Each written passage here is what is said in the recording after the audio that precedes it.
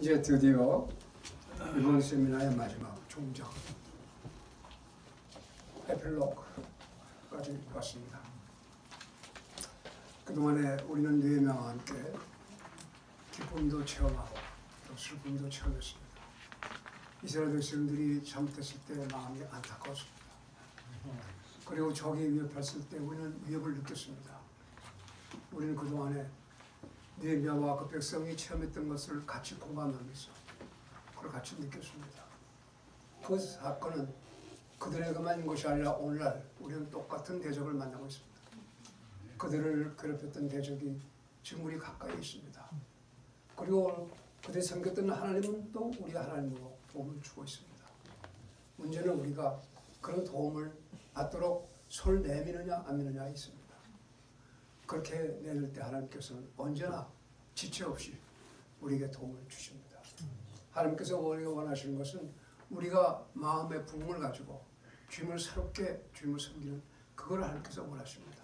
아멘. 단순히 그리스도인이 된다는 것만 가지고는 하나님의 목적을 이루는 것이 아닙니다. 그건 시작입니다.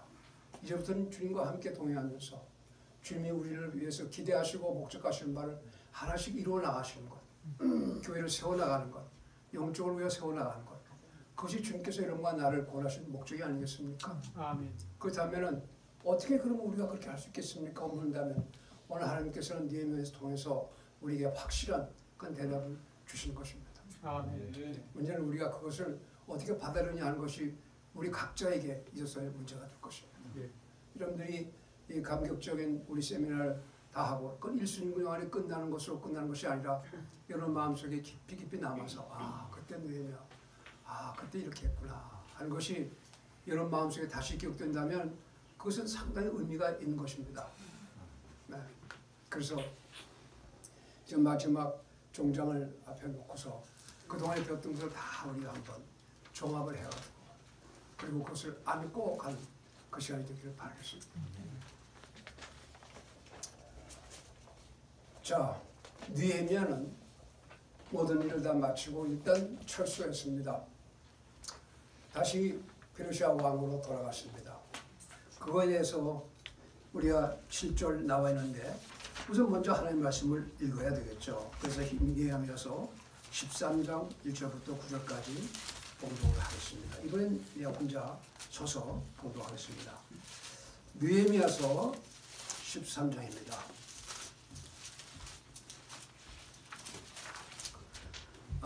1절부터 9절까지 말씀을 봉독하겠습니다. 그날에 그들이 모세의 책에서 낭독하여 백성에게 들려주었는데 그 안에서 발견된 바 기록하기를 암몬 족속과 모압 족속은 영원토록 하나님의 회중 안으로 들어오지 못하리니 이는 그들이 빵과 물을 가지고 이스라엘 자손을 맞이하지 아니하고 오히려 그들을 치려고 발람을 고용하여 그가 그들을 저주하게 하였기 때문이라. 그러나 우리 하나님께서 그 저주를 돌리사 복이 되게 하셨도다 하였으므로 이제 그들이 그 법을 듣고 섞여 사는 모든 무리를 이스라엘에서 분리시켰더라. 이 일이 있기 전에 우리가 하나님의 집에 방을 감독하는 제사장 엘리야십이 도비아와 연합하였으므로 그를 위해 큰 방 하나를 예비하였는데 그 방은 예전에 그들이 음식 헌물과 요양과 기후들과 또 레위 사람들과 노래하는 자들과 문지기들에게 주도록 명령한 곡식과 새 포도즙과 기름의 11조와 또 제사장들의 헌물을 두던 곳이더라. 그러나 이 모든 기간에 내가 예루살렘에 있지 아니하였나니 바벨론 왕 아닥사스다 제32년에 내가 왕에게 갔다가 며칠 뒤에 왕에게 휴가를 얻어 예루살렘에 와서 엘리야십이 도비아를 위해 하나님의 집 뜰의 방을 예비함으로써 그를 위해 행한 그 악한 일을 알게 되었노라. 그 일로 인해 내가 심히 근심하였으므로 도비아의 모든 집안 물건을 그 방 밖으로 내던지고 그때 명령하여 그들이 그 방을 정결하게 하였으며 내가 하나님의 집의 기구들과 음식 헌물과 요양을 다시 거기로 가져다 놓았노라. 내가 또 그들이 레위 사람들의 몫을 그들에게 주지 않았음을 알게 되었으니 이는 이 일을 하던 레위 사람들과 노래하는 자들이 각각 자기 밭으로 도망하였기 때문이더라. 그때 내가 치리자들과 다투며 이르기를 어찌하여 1절 9절까지 했는데 너무 많이 읽었네요. 9절까지 읽는 것으로 그것을 내겠습니다. 여기까지만 읽고 자 오늘 우리 강의 시작하겠습니다. 기도하겠습니다. 하나님 아버지, 이제 우리가 느헤미야서를 공부하는 마지막 시간이 됐습니다. 하나님께서 그동안에 가르쳐주신 여러 가지 값진 그런 귀중한 진리를 우리 마음속에 꼭 품고 그것을 사용할 수 있도록 도와주시고, 또 그때나 지금이나 하나님의 성령께서 역사하심을 우리가 도움을 받음으로써 하나님의 일을 행할 수 있도록 하나님 도와주시기를 간절히 바랍니다. 이 시간에도 하나님께서 같은 그런 은혜로 축복해 주시기를 원하옵고 우리 주 예수님의 이름으로 기도합니다. 아멘. 느헤미야는 이 성벽을 완성한 후에 20년 시작했다가 32년이 되어서 12년 동안 있다가 다시 잠시 동안 돌아갔습니다. 페르시아의 왕에게 돌아가서 얼마 안 있다 다시 오니까 상태가 아주 심한 걸 알았어요. 우리 인간은 본성이 죄를 향한 것이 본성입니다. 자연스러운 겁니다. 누가 죄를 지라고 가르친 적은 없습니다.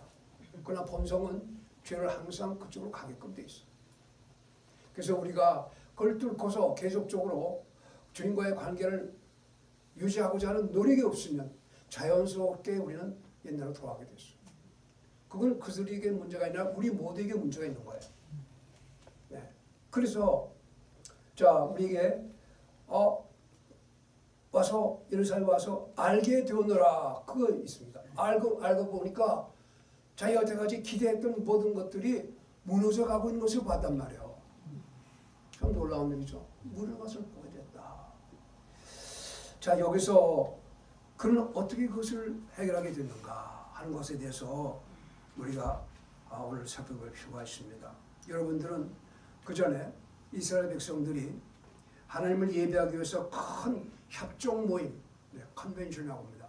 협정 모임에 다 모여가지고 언약을 한 거야. 우리가 이렇게 하겠나이다, 우리가 하겠나이다고 협정 모임에서 만났던 것을 기억할 것입니다. 그들은 하나님과 언약을 맺었고 그 단계는 축복이 철철 넘쳤습니다. 그런데 그들이 포로로 잡혀갔을 때 가졌던 그 생활의 습관이 아직도 몸에 배어있다는 사실입니다. 여러분 우리가 육신적으로 배어있는 이것은 그렇게 쉽게 떨어져 나간 것이 아니에요. 우리가 잠시 동안 영적으로 저 하늘 천국까지 올라갔던 그 기쁨도 얼마 안 가가지고 옛날에 우리 속에 묻어있던 그 육신이 자꾸만 우리하고 끌어낸다는 사실이죠. 그래서 우리 그리스도인들은 평생 동안 싸움을 싸운 겁니다. 네. 자, 그래서 그들이 그 옛날에 국가적인 군력적인 바빌론 생활의 그 습관이 여기 다시 잔재해서 남아있다는 사실을 그가 알게 되었습니다. 그들의 문제는 세 가지였어요. 와서 보니까 세 가지. 그 첫째는 다른 민족들과의 교류입니다. 다른 민족들과의 혼합. 그것은 분리의 실패였습니다. 분리의 실패. 그 다음에 두 번째 문제는 안식일의 신성 모독이었습니다. 안식일에 지키지 않고 막 분당주를 줬어요. 이것은 예배의 실패였습니다. 세 번째는 이교도들과 결혼하는 것입니다. 이교도 백성들 딸을 데려오고 자기 아들을 내어주고 야단 났어요. 자, 이것은 성별의 실패다. 세 가지 실패가 동시에 일어나는데, 즉 그 분리의 실패, 예배의 실패, 성별의 실패가 다시 그곳으로 몰려왔다는 사실을 알게 됐습니다. 느헤미야는 이런 삶으로 오늘 즉시로 이런 일들이 자행되고 있다는 사실을 알고서 분개했습니다. 그래서 그 성벽의 건축을 끊임없이 반대하고 공격했던 바로 그 본인인 그런 암몬 족속인 도비아가 하나님의 집마당에 들어와서 성전 안에 거기에 만들어놓은 큰 방에 안락하게 거한 것을 발견하게 됐습니다. 이게 어쩐 일입니까? 과거는 도비아가 이 성벽을 무너뜨렸다고 으름장 놓았던 그 대적이 편안하게 와가지고 방을 차려놓고 거기서 살고 있는 거예요.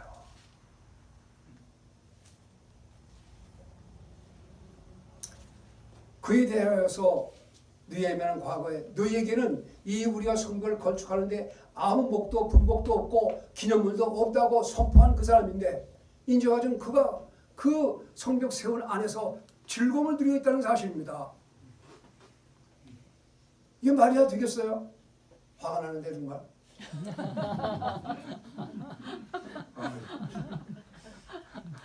그뿐만 아니라 네? 안식이 되어서 하늘을 예배하는 거룩한 날에 장사치들이 성문에 들어와가지고 장사하고 양 팔고 뭐 팔고 떡 팔고 이옷절 팔고 뭐 야단 났어요. 소리 지르면서. 하나님의 성전은 거룩한 것이고 안식이 되면 조용한 가운데서 양을 잡아다가 피를 드리고 하나님께 예배하는 그 시간에 그 바깥에 그냥 그 성문 안에 들어와가지고 이 민족들이 뭐 이거 사시오 저거 이거 쌉니다 하고 장사치들이 판을 치는데 안식이 그렇게 되어버리고 말았습니다. 더 한심한 것은 제사장의 아들들이 산발랏의 딸들과 결혼을 했다는 것입니다. 제사장의 아들이. 그리고 자기의 아들도 그들의 딸을 데려왔단 말이에요. 이게 완전히 그 결혼 생활이 완전히 그냥 혼합되고 말았습니다. 그러니 사돈지간에 뭐라고 말할 수 있겠어요? 사돈지간인데 네? 꼼짝없는 겁니다. 이렇게 이르사람 안에서 그 적들이 진을 치고 있다는 사실을 봤을 때 네 마음에 불 끓어올랐습니다. 그래서 느헤미야는 감독하면서 그 일을 수습해야만 됐습니다. 도비아가 차지했던 그 방에 가서 모든 집안의 가구와 물건들을 내팽개쳤어요. 나가라! 하나님의 성전을 너희들이 가느냐 말이야. 다 나가라. 그리고 그 도비아 자신도 쫓아버렸습니다. 어디를 여기를 들어오냐. 그뿐만 아니라 도시의 성문들을 지킨 자들에게 말을 해서 거기에 들어오는 모든 이방인들이 사고파는 장사치를 쫓아버렸습니다. 쫓아왔어요. 또 다시 들어오려고 몸을 또 다시 쫓아버렸습니다. 붙잡겠다고 해가지고 지금 이번에 오면 체포하겠다고 다 쫓아냈습니다. 마지막으로 유대인들이 이방인과 결혼한 사람에 대해서는 엄벌을 취했습니다. 괴로움을 그는 그들을 꾸짖고 그들을 저주하며 그들 중 몇 사람을 때리고 그들의 머리털을 뽑으며 아주 단호하게 헐줄을 했어요. 우리가 이 그리스도인의 삶을 살 때 이렇게 단호하게 할 필요가 있겠는가? 그냥 적당하게 뭐 양보할 건 양보하고 그래야 할 것이 아닌가? 그러나 그렇게 양보하게 되면 그들이 이젠 자기가 주인 노릇을 하는 거야. 성전을 하나님의 성전에 저희들이 자기라고 생각한단 말이에요. 이게 참 마귀는요. 조금만 틈을 주면 저희들이 판치는 거라 이 마귀가. 초전박살을 했나? 초전박살 아시죠? 그래, 초전박살을 했다. 자, 이제 그들은 하나님께서는 깨끗한 자들 또 하나님과의 올바른 관계에 있는 소수의 사람들을 사용해서 그분의 일을 하십니다. 백성들이 전부 다 그렇게 되기를 원하지 않지만 그들을 인도하는 자만큼은 하나님께서 사용하시기에 적합한 사람이 됩니다. 깨끗한 사람, 정직한 사람. 우리는 그러한 일을 하기 위해서 부르심을 받은 자들입니다. 우리는 하나님의 일을 대신해서 하는데 그 백성들을 같이 고용을 하면서 그런 것을 보여줘야 할 것이 오늘날의 목회자들입니다. 우리가 통로로서 그 길이 더러우면 어떤 걸 패스할 수가 없는 거예요. 그 정결함이 우리에겐 필요하다. 성결함이 필요하다. 자, 그런데 예수님께서도 어땠을까? 사실 느헤미야는 예수님을 또 보여주는 그림에 불과합니다. 이제 이 본문을 예수님과 한번 가만히 생각해 보면 예수님께서 예루살렘에 오셔서 2000년 전에 오셨을 때 거기도 정말 장사치들이 막 들고 야단했어요. 예루살렘 성전에서 장사치들 내쫓은 거 여러분 기억나시죠? 예. 그 이스라엘 백성들이 생활이 아주 이민족과의 달싹 붙어가지고 엉망으로 됐었어요. 예수님도 분개를 하셨습니다. 그런데 구약의 사람들은 자기가 만든 약속을 갖다가 지키질 않았어요. 구약은 이랬어요. 그들이 하나님이여 우리가 이렇게 하도록 하겠습니다 하고 아주 철석거리 약속했지만 그들은 그걸 안 지켰습니다. 그런데 그리스도께서 오신 것은 하나님께서 우리에게 약속을 주려고 오신 거예요. 우리 보러 하라고 한 적 없어요. 하나님이 내가 왔는데 이렇게 해주겠다 이렇게 해주겠다 하나님이 약속을 하시는데 하나님은 그 약속을 지키시는 분이거든요. 그게 달라요. 우리 신약은 하나님과의 관계가 그들과 달라요. 그래서 성령 안에서 우리에게 거하게 하시고 그 약속을 지켜주시고자 하는 것이 하나님의 뜻이란 말이에요. 약속을 주실 뿐만 아니라 그를 지켜주시는 분, 그 성령께서 역사하시는 그것이 여러분과 나의 특권입니다. 특권이라요. 네. 하나님께서 우리를 정결한 통로로 만들어 주시고 그들을 통해서 그 통로를 통해서 사람들을 주께 소개하도록 부르심을 받았습니다. 우리에게 놀라운 약속들을 줬습니다. 자, 그래서 우리는 그분의 목적을 잘 이해하고 사용되기를 하나님 바라시는 것입니다. 그러면 우리 주님께서는 무엇을 보시는가? 자, 여기서 보니까 분리의 실패를 보는데 도비아가 여러분의 삶의 중심에 벌레같이 기어들어와서 주님이 앉아 계셔야 할 자리를 차지하고 편안하게 가지 않는가? 한번 우리가 생각해볼 필요가 있습니다. 성령님이 차지하고 우리를 지배해야 할 거룩한 그곳에 성전에 그놈들이 들어와가지고 가구를 차려놓고 삶의 터전을 만들어 놓고 그놈들이 거기다가 둥지를 틀고 있지 않은가? 그걸 우리가 봐야지 않겠느냐 하는 겁니다. 그래서 멋진 가구들 들여놓고서 그들의 것이라고 주장을 하면서 막상 거기서 성령께서 역사하셔야 할 그 성령을 괴롭히고 있지 않은가?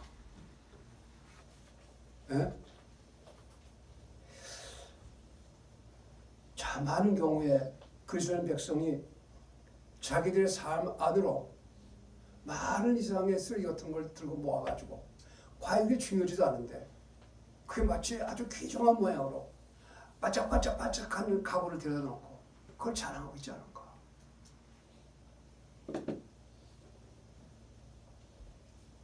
저 아일랜드 북쪽에 발리메나라는 작은 동네가 있습니다. 거기에 그 아일랜드는 굉장히 신교도들이 아주 굉장히 성황한, 다시 말하면 믿음이 강한 사람들이 많이 살고 있었어요. 그래서 그들은 그 시골에 한 집에 모여가지고 매주 한 번씩 신앙 모임을 가졌어요. 기도하고 하나님 말씀을 읽고 그 참 즐겁게 생활했습니다. 근데 어느 모임에서 한 부인이 자기 집에서 모이자고 제안을 했습니다. 그 좋다. 그래서 그 부인의 집에 모이기 시작했는데 어느 날 그 부인의 집에 일주일에 한 번씩 모이니까 첫날 그 부인에 모이기 전에 자기 이웃에 있는 천주교 나가는 자기 친구한테 얘기했어요. 여보세요. 우리 집에서 여기 다 모이는데 당신이 와서 들으면 유익이 될 것 같은데 오지 않겠어? 그랬더니 그 천주교 나가는 그 부인이 난 싫어. 난 시간이 바빠서 못 갈 것 같으니까 당신이나 가. 그랬어요. 근데 초대에도 안 오기 때문에 이 부인이 자기들 이제 식구들도 모여가지고 찬송 부르고 기도하고 또 하나님 말씀 보고 축복했어요. 그거 오니까 그 다음날 그 천주교 친구가 그래요. 어제 그 모임은 어땠어? 그랬더니 31명이 모였는데 아주 축복이 됐어. 근데 우리 집에 꽉 찼거든. 31명 모여서. 그래? 야, 좋았겠네. 그랬습니다. 그래서 또 그 다음에 주일에서 또 초대했더니 안 간다 그러잖아요. 그래 할 수 없이. 그래서 모이고 오는 다음날 또 물어보는 거예요. 천주교 친구가. 요번에 어땠어? 요번에도 집에 꽉 찼지. 근데 이번에는 50인명이 모였어. 어? 그래? 근데 그것도 그 다음 주를 보니까 또 초대니까 안 오는 거예요. 그래서 할 수 없다고 했더니 그 다음날 또 물어봤어. 이번 집회는 어땠어? 62명이 모였는데 꽉 찼어. 아니 어떻게 처음엔 30명 모이고 그다음에 40명 모이는데 어떻게 60명인데 똑같이 꽉 차나? 그건 말이 돼? 그랬더니 그래 되지. 첫날엔 우리 가구가 많이 있어서 들어갈 장소가 적었는데 둘째 날은 가구를 좀 치웠어. 셋째는 가구를 싹 없애버렸거든. 그랬더니 60명이 들어오더라니까. 글쎄. 그렇잖아요. 야, 이거 우리에게 뭐 시사하는 바가 없어요? 네. 우리 마음에 그 여미의 공간에 여기에 주님이 계셔야 할 공간에 여기에 아무리 차도 가구 때문에 들어올 여분이 없는 거예요. 우리 마음의 생각이 세상에 너무나 관심이 많은 거예요. 여러분이 한번 객관적으로 자기 마음을 성찰해 보세요. 내가 내 마음에 주님을 생각하는 시간과 세상을 생각하는 시간이 어떤 게 더 많고 얼마나 많은 시간 동안 주님보다는 세상을 생각하는가. 냉철하게 생각해 보세요. 얼마나 많은 가구들을 내 마음속에 들여다 놓고 거기에 주님이 계셔야 할 자리가 옹색해가지고 주님 일할 수가 없도록 힘들게 만드는가.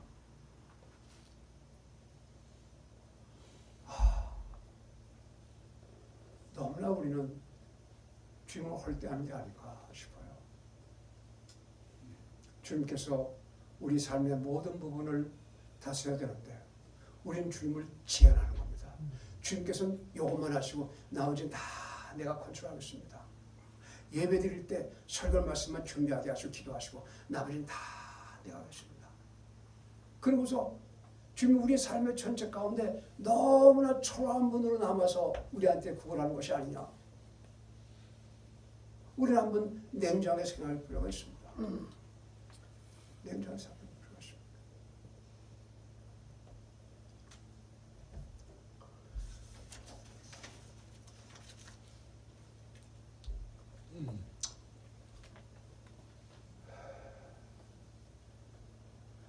우리가 우리 안에 도비아와 같이 벌레와 같이 살살 들어온 육신의 소욕들이 얼마나 우리의 마음을 차지하고 있는가.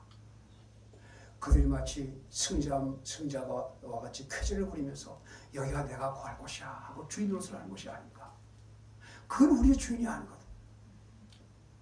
그건 우리가 단호하게 쫓아내 타협할 거 없어. 넌 내 것이 아니야.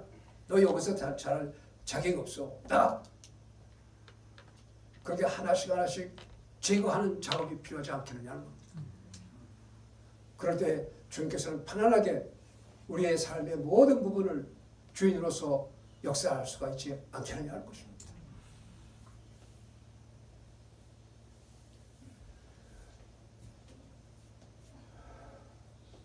우리의 소관은 어떤가? 책꽂이. 우리의 옷장 속은 어떤가?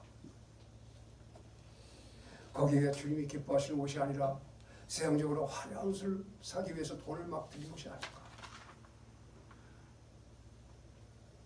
그 다음 우리의 음반, 레코드 수입할 때 정말 거기에 쓰레기 같은 노래들을 막 갖다 놓고서 그걸 좋다고 하지 않겠는가? 이런 우리의 삶의 부분마다 주님께서 홀대를 받으시고 세상적인 것이 차지할 때 주님을 사역하기가 힘드신 거죠. 힘듭니다. 우리는 우리 자신의 방을 잘 우리가 살펴볼 필요가 있습니다. 그리고 거기에 쓸데없는 것들을 많이 드러났다면 그것들을 빨리 내주는 것이 중요하다. 방을 깨끗이 청소하고 거기 뭐가 들어가겠습니까? 그 당시에 세상에 쓰던 물건들 귀한 것들이 들어가지만 11조 바친 것이 거기 들어와서 하나님께 섬기는 그런 것들이 들어와서 하나님을 영화롭게 해야 될 것이 아니겠는가?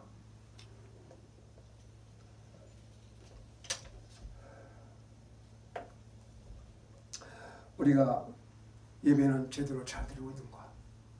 하나님과의 관계가 올바로 서고 있는 것인가?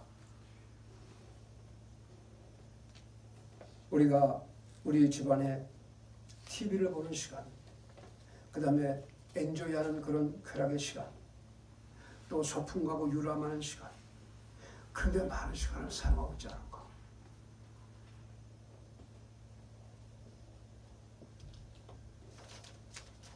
그러면 우리가 성별에 있어서 또 그런 문제가 생길 수가 있습니다. 성별의 실패가 있지 않은가?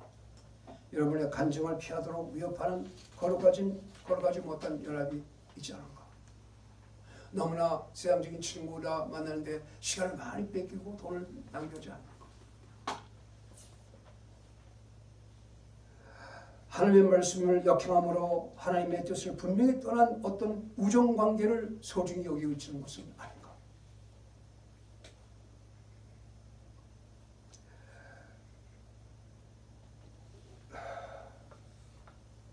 산발라세 딸이 여러분의 마음을 빼앗고 주님부터 여러분의 마음을 빼앗는 그런 관계를 요구하고 있지 않은가?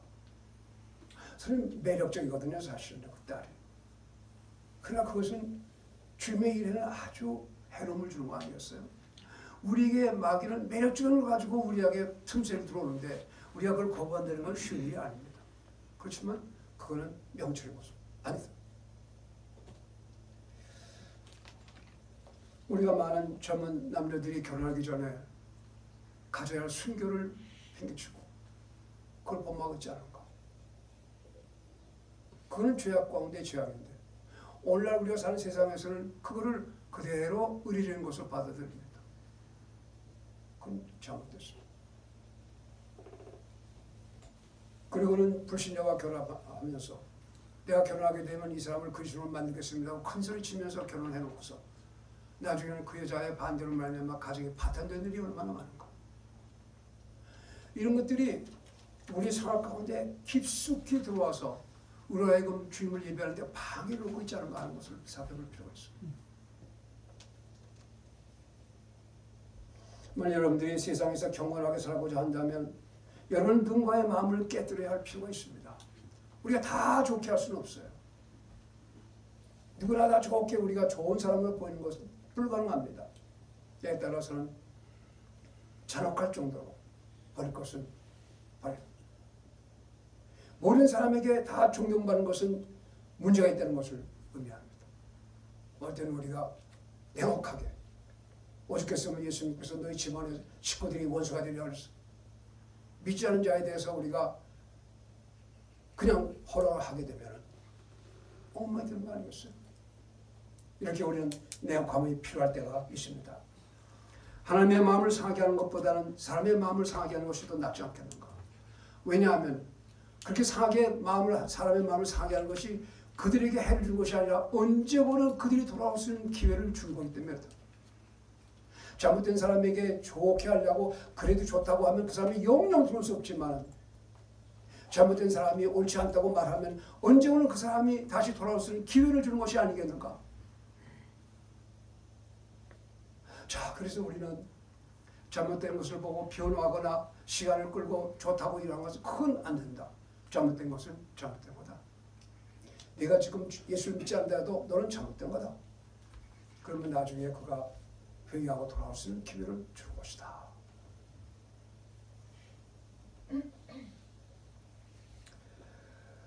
느헤미야의 하나님은 오늘날 우리의 하나님이심을 기억하십시다. 그분께 불순종하는 것은 항상 우리에게 형벌을 가지고 옵니다. 죄는 우리를 노예로 만들지만 회개는 항상 그분의 긍휼하심을 받아들이게 됩니다. 우리는 하나님의 긍휼을 원합니다. 그렇습니다. 기구들을 다 치우는 삶에 충만한 성령께서 역사하십니다. 성령은 우리 떠나지 않습니다만 그러나 활동을 못하는 거예요. 왜냐하면 그 속에 너무나 질문거리 많기 때문에 활동을 못하는 거예요. 그래서 하나님의 뜻을 이해하는 데서 깨어있는 것이 하나님의 뜻에 거역하는 모든 것에는 무자비한 그런 우리의 용감한 행동이 필요하다. 정말 이번 세미나에 와가지고 나는 이것을 안 하겠습니다. 만약 그랬으면 여러분들은 엄청난 수확을 안고 가는 거예요. 지금 보니까 내가 의례적으로 한 그것이 하나님 앞에 그것이 올바르지 않고 하나님을 기쁘시게 하지 못했다는 걸 알 때 하나님 앞에 안 하겠다. 네? 여러분 본장에서 보면 느헤미야가 주님께 기도를 3번 했어요. 근데 그 기도를 할 때 내용이 뭐냐 했더니 내가 한 일을 기억해 주옵소서 이렇게 기도했어요. 주여 내가 이 한 일에 대해서 기억해 주옵소서. 그랬습니다. 그는 하나님 앞에 무슨 호의를 달라고 혜택을 달라고 막 바꾸려고 하지 않았어요. 자기가 잘한 것에 대해서 하나님께서 대가를 달라고 하는 기도가 아니었어요. 그냥 하나님 내가 잘했다고 인정해 주시고 그것만 기억해 주십시오. 느헤미야는 그렇게 기도했어요. 우린 조금만 남보다 낫다고 생각하면 그걸 잘하고 싶어서 안달. 내가 이것도 하고 저것도 했어요. 아세요? 그게 뭐 이렇게 중요하냐. 주님이시여 기억해 주옵소서. 내가 주님에서 이런 일을 한 것을 기억해 주옵소서. 그것이 느헤미야의 기도였습니다. 절대로 우리가 우리 자신을 자랑하는 것은 가장 어렵습니다. 자랑하는 것은 주님만을 자랑하는 것이죠. 주님만을 자랑해요. 왜 우리가 우리 자랑하지 않냐면 우리를 통해서 마귀의 역사하기 때문에 그렇습니다. 마귀는 우리를 통해서 역사하기 아주 쉬워요. 자랑하게 되면. 그래서 주신 분도 주님이시고 취하신 분도 주님이십니다. 나는 다만 주님의 뜻을 행할 종에 불과합니다. 이런 마음속에 계속 머물 수 있도록 우리 자신을 제어해야 됩니다. 그 사람은요, 무디가 그러기 말했어요. 설교를 막 하고 나니까 막 감동받아가지고 메시지 막 일어나고 아멘 하고 막 회개사람이 나오는 거예요. 무디가 설교를 하니까. 그 무디가 마음이 한번 올라왔습니다. 그래서 그 설교장을 나왔더니 그 마귀가 무디 너 성공했어. 잘했어야. 그런 속삭이 되는 거예요. 그래서 무디가 깜짝 놀라가지고 뭘 잘해 임마 하는 것이었는데 야단을 쳤다는 거 아닙니까? 우리가 얼만큼 자랑하기를 좋아하는지 아세요 여러분들? 조금만 있어도 남에게 나타내고자 하는 것이 우리의 마음이에요. 여러분과 나의 마음이에요. 우리는 그렇게 살고 있어요. 그렇지만 우리는 정말로 주님이 다 하신다고 겸손해야 됩니다. 이렇게 날 불러주신 것도 주님이시고 이렇게 일하시는 것도 주님이시고 주님을 떠나서 내가 아무것도 할 수가 없습니다. 요한복음 15장 말씀입니다. 나를 떠나서는 너희가 아무것도 할 수가 없느니라. 그렇습니다. 주님을 떠나서는 우리가 아무것도 할 수가 없습니다. 내가 잘하는 것이 얼마나 어리석었던가요. 다 주님이 주신 것인데 마치 내고 같이 내가 그것을 남겨가려고 노력을 했네요. 하나님. 그건 아닙니다. 그건 아닙니다.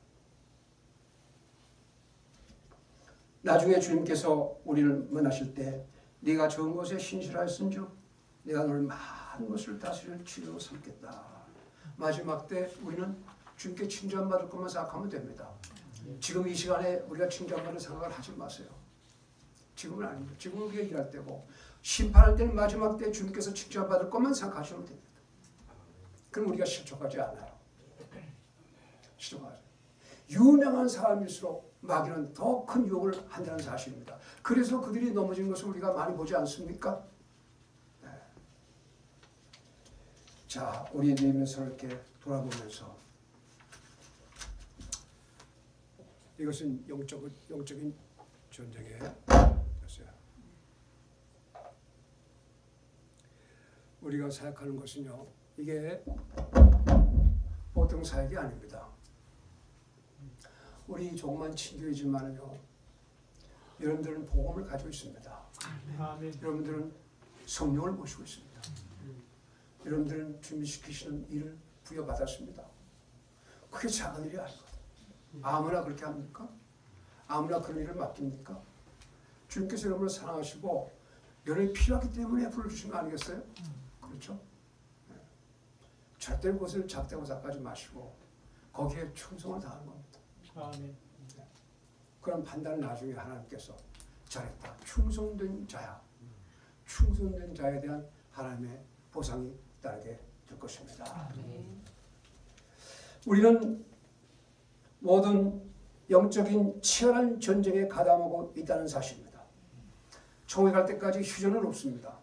마귀는 우리에게 휴전을 허락하지 않습니다. 우리가 휴전하는 날 마귀는 우리를 지배하게 될 것입니다. 사탄은 하나님의 뜻에 모든 것을 맡기고 주를 섬기고자 하는 하나님의 종들을 향해서 그리고는 구령을 하고자 하는 그 마음에 불화살을 퍼부어서 하지 못하도록 방해를 할 것입니다. 전쟁이 진행 동안에 큰 상처들을 받고 그리고 많은 고난과 상처가 우리에게 있을 뿐만 아니라 우리를 슬프게 하는 일도 생길 것입니다. 그러나 우리가 전쟁에서 승자 있을 때까지 인내를 가지고 버티는 것이 중요합니다. 인내, 끝까지 버티는 것, 그것이 결국은 승자입니다. 우리가 원망했던 환경들, 우리가 절망적인 공경으로 여겼던 그 사태들이 모두가 다 그것이 하나님의 손 안에서 그처럼 우리를 위해서 역사했다는 사실을 우리가 발견하게 됩니다. 하나님께서 우리 주신 것은 하나도 쓸모없는 것을 주신 적은 없습니다. 다 그것이 우리를 만드는데, 우리를 그리스도인답게 만드는데 필요했던 것입니다. 그렇기 때문에 하나님께서 그것을 주십니다. 우리 가운데서 목회자들이 다 좋은 일만 만납니까? 어려움도 만납니다. 원하지 않는 일들을 만납니다. 그래서 우리는 왜 하나님께서 그런 일을 주실까 하고 의아하게 생각할지 모르지만 하나님께서 의미 없는 일을 하시지 않습니다. 다 그것을 의미 있게 만들어 주십니다. 그래서 우리 인생에 손을 대실 때 고통 가운데서도 우리에게 좋은 일을 이루어 주신 것이 하나님입니다. 우리의 잠시 받는 가벼운 고난이 우리를 위해 훨씬 더 뛰어나고 영원한 영광의 무거운 것을 이루느니라.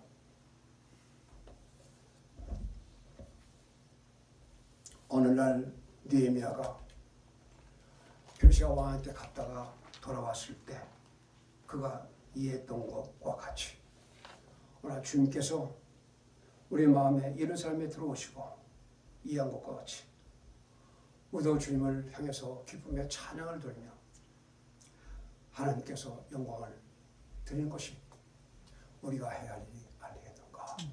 네? 그때는 주께서 나를 아신 것 같이 나도 그분을 알게 될 것이다. 자, 그러면 우리가 정해진 시간을 거의 마쳤습니다. 네. 그래서 이제 우리는 여러분과 함께 마지막으로 여러분의 교재에 있는 그 마지막 시를 한번 읽어보십시오. 여러분 교재를 다 열어보시고 맨 마지막 페이지에 거기 시를 있다고 생각하는데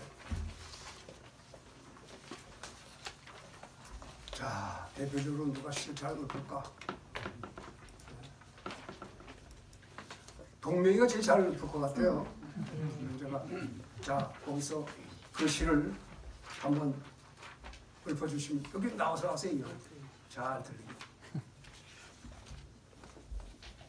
여기 마이크. 오 예수님이여, 나는 끝까지 주님을 섬길 것을 약속합니다. 주님이 영원토록 나의 곁에서 나의 주님, 나의 친구가 되소서. 주님이 내 곁에 계시면 내가 전쟁을 두려워하지 않겠나이다. 주님이 나의 안내자가 되시면 나는 이 길에서 방황하지 않겠나이다. 오 주님이 내 곁에 계심을 느끼게 하소서. 이 세상이 언제나 가까이 있나이다. 눈부신 광경들을 내가 보며 유혹하는 소리들을 내가 듣나이다. 나의 적들은 언제나 내 곁에, 내 주위에, 그리고 내 안에 있나이다. 그러나 예수님, 주님이 더 가까이 오셔서 죄로부터 나의 방패가 되소서. 오 예수님, 주님은 주를 따르는 모든 자들에게 약속하셨나이다. 주님이 영광 가운데 계신 그곳에 주님의 종들이 있게 될 것이라고.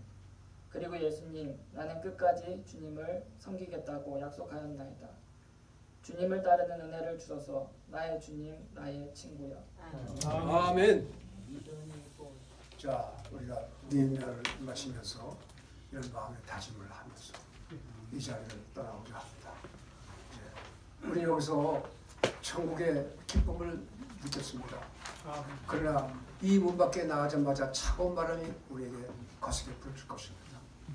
그렇게 되면 우리가 지금 현실적으로 돌아가는 바람에 이 귀중한 마음을 잃어버릴까 힘이 들었습니다. 그러나 이것을 가지고 차가운 바람이 나가는 세상으로 나가서 그리고 이제는 하나라도 실천하면 됩니다. 하나라도 주의 뜻을 실천함으로써 여러분의 삶의 열매가 맺혀지기를 바랍니다. 다 같이 기도하고 있을까요? 하나님 아버지, 하나님이 부르신 느헤미야, 그는 아닥사스다 왕의 잘 맡은 그들의 종이었습니다. 그러나 그가 성벽이 무너졌다는 소식을 듣고 마음이 아팠고 기도하는 가운데서 하나님의 뜻대로 성벽을 건축할 마음의 결심을 했습니다. 왕의 허락을 받고 하나님의 뜻을 그 마음에 두고 그때부터 어려운 시련을 견디며 수많은 유혹과 위협과 어려움을 겪어내면서 그리고는 백성들 간의 원성과 거기에 나오는 그 참 옳지 않은 그런 반응들을 보면서도 느헤미야는 처음부터 끝까지 그 성벽을 세우는 일을 변하지 아니하고 그것을 다 완성을 시켰습니다. 그 후에도 느헤미야는 그 성벽 안에 있는 이스라엘 백성들이 하나님을 멀리 떠나서 오랜 동안 있는 바람에 다 마음이 녹슬고 다 마음이 공허하고 허전한 그들의 마음속에 하나님 마음을 심어주고 성령의 모든 역사를 말미암아 그들의 슬픔과 기쁨을 맛보게 하고 그들로 하여금 기쁨을 그 마음에 심어 주었습니다. 그들에게 남아있는 여러 가지 잔재들의 잘못된 것을 하나씩 쫓겨내 나감으로써 그 성을 지킬 뿐만 아니라 그 안에 있는 그 백성들의 마음을 지켜줄 수 있도록 하나님께서 사용하셨나이다. 하나님 아버지, 우리도 우리가 맡은 이 개인적인 성벽을 다시 한번 감찰하게 하시고 맡겨주신 교회의 성벽을 생각할 수 있도록 하시고 느헤미야 같은 결단을 가지고 주님을 섬기는 일에 가담할 수 있도록 하나님께서 도와주시옵기를 간절히 바랍니다. 그래야 그 놀라운 역사가 우리 가운데 좀 나타나서 하나님을 영원롭게 하고 많은 그런 영향력을 끼칠 수 있도록 하나님께서 도와주시옵기를 간절히 바랍니다. 주 예수님의 이름으로 기도하옵나이다. 아멘.